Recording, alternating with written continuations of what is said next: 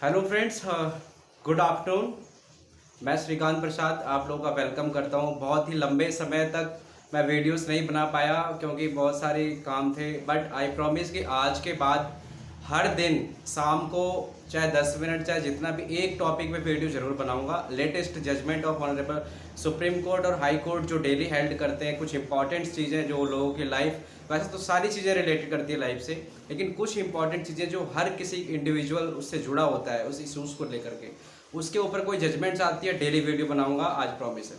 Friends, आज इसलिए video बना रहा हूँ क्योंकि आज मैं एक रेलवे एक्सीडेंट के बारे में बात करने जा रहा हूँ और एक लाइव केस जो मैंने केस किया है आज दिल्ली हाई कोर्ट में, और उसका क्या ऑर्डर आया है, क्या जजमेंट जज ने हेल्ड किया, सब बताऊँगा आपको।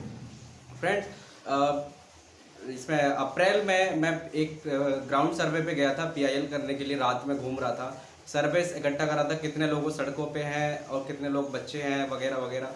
तो उसी दौरान मुझे एक व्यक्ति मिला जो व्हील चेयर पे था, जिसके दोनों पैर रेल के एक्सीडेंट्स में कट गए थे। उसने मुझे बताया कि भैया 2019 को 26 जनवरी को मैं परेड देखने गया था इंडिया गेट में, और मैं वापस आ रहा था, गाज़ियाबाद रेलवे स्टेशन पे पहुंचा।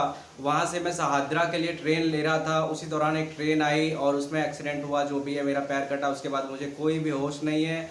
और उसके 3 दिन के बाद उसको होश आया।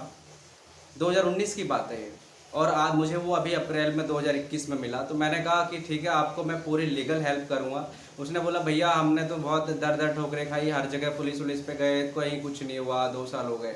मैंने कहा ठीक है। फिर मैंने क्या किया, सारे रेलवे डिपार्टमेंट्स के नंबर्स निकाल के, जनरल मैनेजर और वहाँ के एसएचओ, आरपीएफ का, जीआरपी रेलवे का, बहुत चीज़ें पता चली। मेरे को भी नॉलेज भी रेलवेज़ के बारे में क्या होता है नहीं होता है। तो पता चलता है कि भाई रेलवे डिपार्टमेंट के पास कुछ भी नहीं है except GD entry. GD entry क्या होती है, जिसको रोजनामा कहते हैं। जब अगर किसी जगह पे रेलवे पे एक्सीडेंट हो जाता है, किसी प्लेटफॉर्म पे या फिर कहीं पे, तो वहाँ का जो स्टेशन मास्टर होता है, जो आरपीएफ होती है, रेलवे पुलिस फोर्स, जो जीआरपी होती है, ये तीनों लोगों का काम होता है कि उन एक्सीडेंट्स को, क्राइम को रोकना, सब चीज़ों को रोकना। तो वहाँ पे जब ये क्या हुआ, जब वेट कर रहे थे अपने ट्रेन के लिए सहादरा जाने के लिए लोनी से, तो उसी दौरान एक ट्रेन आती है शाम, उसी समय 5 बजे। ऐसा वहाँ के सब इंस्पेक्टर, मेरे साथ बात हुई थी, उसने ये बात बोली है।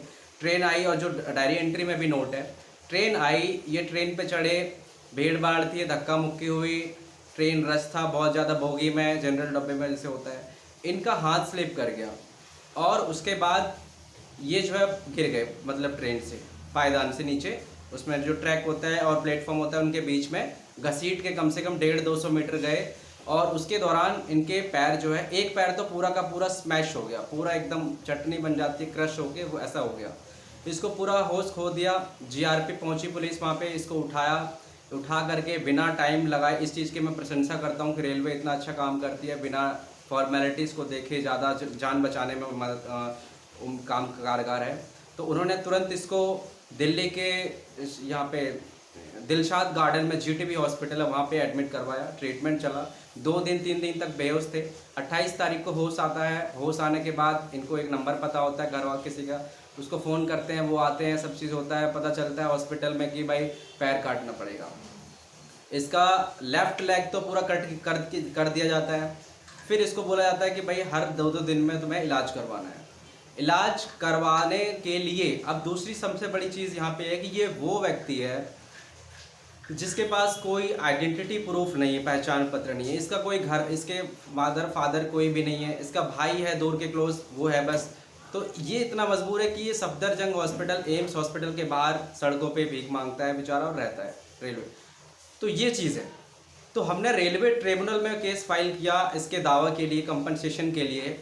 तो बहुत एफर्ट लगाने के बाद वहाँ का जो रजिस्ट्रार था रेलवे का, RCT Delhi, railway claim tribunal Delhi, उन्होंने कहा कि sir you are doing a great job, but हम मजबूर है कि हम लॉ से बियॉन्ड नहीं जा सकते। हम जो है, इनके आइडेंटिटी प्रूफ नहीं है, इनके पास पासबुक नहीं है, इसलिए हम आपका एंटरटेन ही नहीं करेंगे।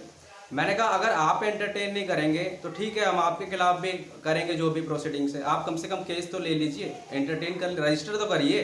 कहते नहीं रजिस्टर भी नहीं होगा, आप फाइल दे दो, हम इसमें एंट्री कर लेते हैं और जो भी होगा हम बताएंगे। मैंने कहा ठीक है। 2 दिन बाद उनका रिस्पॉन्स अभी भी रिस्पांस तो नहीं आया है, बट मैंने कॉल किया जब तो पता चला कि उन्होंने ऐसा ऐसा है, क्लेम में लिख दिया कि भाई इनके पास कोई आइडेंटिटी प्रूफ नहीं है, पासबुक नहीं है, इस वजह से हम इसकी एप्लीकेशन को नहीं एंटरटेन करेंगे कंपनसेशन की। फिर मैंने क्या करा कि भाई अब ठीक है, अब तुम्हारी भी रेमेडी अवेल कर दी। उसके बाद मैंने दिल्ली हाई कोर्ट के लिए पिटीशन बनाई 226 में, रेट पिटीशन। और उस रेट पिटीशन को आज हेयरिंग थी, अर्जेंट लिस्टिंग करवा के दिल्ली हाई कोर्ट में आज सुनवाई थी। भाई आवाज़ आ रही है तेरी? तो आज तो मैंने अपने किसी को भेजा उनके पास जहाँ पे वो सड़क के नीचे रहते थे कि भाई अपना फ़ोन लेके जाओ, वीडियो कॉन्फ्रेंसिंग में उसको कनेक्ट करवाना है और हियरिंग है आज उनकी। तो हियरिंग पे आए, मैंने इसमें एप्लीकेशंस लगा रही थी कोर्ट फीस की एग्जाम्शन की, कि कोर्ट फी नहीं दे सकता ये आदमी। दूसरा कि मैंने स्पेशल परमिशन मांगी थी कि मुझे अलाउ किया जाए इस कोर्ट में बहस करने के लिए, क्योंकि ये व्यक्ति, क्योंकि मैं शुरू से इसका फ्री में और मतलब बहुत लीगल ग्राउंड्स पे कर रहा हूँ, जो कि कोई नहीं कर सकता फ्री में केस। ये सब चीज़ों पे कोर्ट ने पहले बोला, एप्लीकेशन मैंने सुना है पिटीशन के बारे में। पिटीशन में मैंने कहा कि lordship, section 124 of railway act कहता है कि कोई भी व्यक्ति जो कोई भी इंजुरी सस्टेन करता है रेलवे एक्सीडेंट में, रेलवे प्रेमिसिस में, तो वो व्यक्ति आरसीटी में एक दावा फाइल कर सकता है जो मुआवजे के लिए। बट रेलवे ने ये कहकर मना कर दिया कि इसके पास कोई भी आइडेंटिटी प्रूफ नहीं है, इसके पास कोई रहने का ठिकाना नहीं है, कोई रिलेटिव नहीं है, कोई बैंक पासबुक नहीं है, तो हम नहीं कर सकते क्लेम। मैंने कहा सर लॉर्डशिप से कि क्या इस ग्राउंड पे कि किसी व्यक्ति के पास ये चीज़ें नहीं है आप उसको मना कर दोगे? हिंदुस्तान में तो कम से कम 1.77 मिलियंस लोग हैं जो सड़कों पे रहते हैं, होमलेस हैं, जिनके पास कोई आइडेंटिटी प्रूफ नहीं है, कोई भी चीज़ नहीं है। तो क्या इन लोगों के लिए लॉ नहीं है? कॉन्स्टिट्यूशन इसलिए है, क्या कॉन्स्टिट्यूशन में कहीं लिखा है कि आइडेंटिटी प्रूफ ही चाहिए? जबकि रेलवे का सेक्शन 80 कहता है आरसीटी एक्ट का कि भाई principal of natural justice must be follow है, मतलब आपको देख करके जो लगता है न्याय होना चाहिए उस तरीके से न्याय करना चाहिए, रेदर देन किसी लॉ को स्पेसिफिकली डील करना है। अब इनके पास कोई भी ऐसे लॉ में भी कहीं नहीं लिखा था कि ऐसा आइडेंटिटी प्रूफ चाहिए, उसमें लिखा है कि ये चीज़ें चाहिए रिप्रेजेंटेशन को, और मे वर्ड यूज़, मे मतलब कि ये मांग सकती है ट्राइब्यूनल। अब इसके पास है नहीं तो कहाँ से लेगा? तो ये सब चीज़ों पे आज दिल्ली हाई कोर्ट ने सब चीज़ों को सुना, कॉग्निजेंस में लिया, और यूनियन जो ऑफ इंडिया है रेलवे मिनिस्ट्री उसको, और आरपीएफ जो लोनी रेलवे स्टेशन के जो आरपीएफ रेलवे पुलिस फोर्स है, और जीआरपी है, सबको नोटिस इशू किया है। हॉस्पिटल को भी नोटिस इशू किया है, क्योंकि हॉस्पिटल ने इधर उधर सारे हेर फेर किए हैं डॉक्यूमेंट्स, इनकी एमएलसी मेडिको लीगल सर्टिफिकेट बना के पुलिस के पास फॉरवर्ड नहीं किया है, तो पुलिस के पास किया होगा तो पुलिस ने आगे कार्रवाई नहीं की। तो ये सारी चीज़ें मैं इसमें पुलिस को भी नोटिस हुआ है, तो इसका रिस्पॉन्स हमने मतलब कोर्ट ने मांगा है बहुत शॉर्ट डेट पे, अगली 9 सितंबर को इसकी सुनवाई है। तो फ्रेंड्स ये बताना चाहता हूँ कि रेलवे में एक्सीडेंट होता है तो law is to be followed in supplementary base, सबसे पहले principle of natural justice follow होना चाहिए।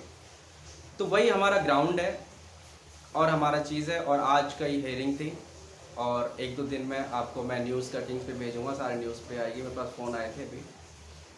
Thank you friends, I will come on each day in evening for 5 to 10 minutes on very important issues.